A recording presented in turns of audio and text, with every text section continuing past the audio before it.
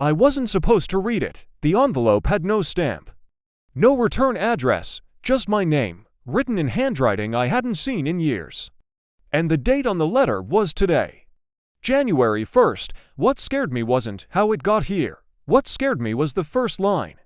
If you're reading this, it means you didn't listen to me the first time.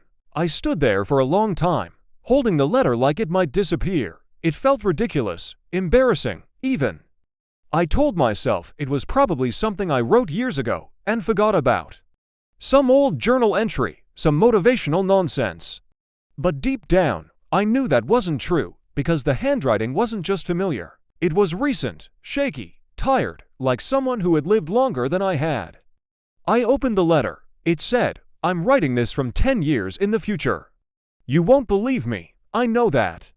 You'll probably laugh, maybe roll your eyes, maybe keep watching just out of curiosity. That's fine.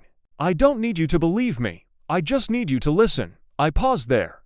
Because for the first time in a long time, I was quiet enough to listen. You're standing at the beginning of another year, telling yourself the same lies. You're saying this year will be different. You're saying you'll finally start. You're saying you have time. I felt my chest tighten, because that's exactly what I had been telling myself. The letter continued, "Let me tell you what happens if you don't change. Nothing dramatic, no sudden disaster, no rock bottom, just slow regret. You wake up one day and realize the life you wanted didn't disappear. You traded it away, one excuse at a time." I kept reading. You don't fail because you're incapable. You fail because you're comfortable. You stay where you are because it's familiar. Not because it's good. That line hit harder than I expected. Because comfort doesn't hurt, it just numbs you.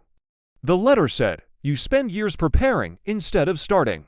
You wait for confidence instead of earning it. You look for motivation instead of discipline. And every year, you promise yourself next year will be the one. I looked at the date again, January 1st, then the tone changed. But here's the part you need to understand. I am not writing this to shame you. I'm writing because it's not too late. I exist. That means you survived. That means you did some things right.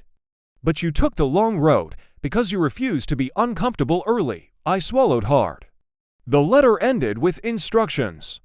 So here's what I need you to do. Stop trying to fix your entire life.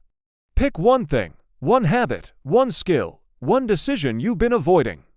And start it today, not perfectly, not publicly, just honestly. Because 10 years from now, you don't want to write this letter again. I folded the letter and sat there in silence. No dramatic music, no sudden clarity, just a quiet question in my head. What if this is the last January 1st I waste? I don't know who the letter was really from, my future self, my conscience, or just a version of me that got tired of waiting. But I know this, I'm done lying to myself. If you're watching this on January 1st, maybe this letter isn't just for me. Maybe it found you for a reason. I'll let you decide what to do with it.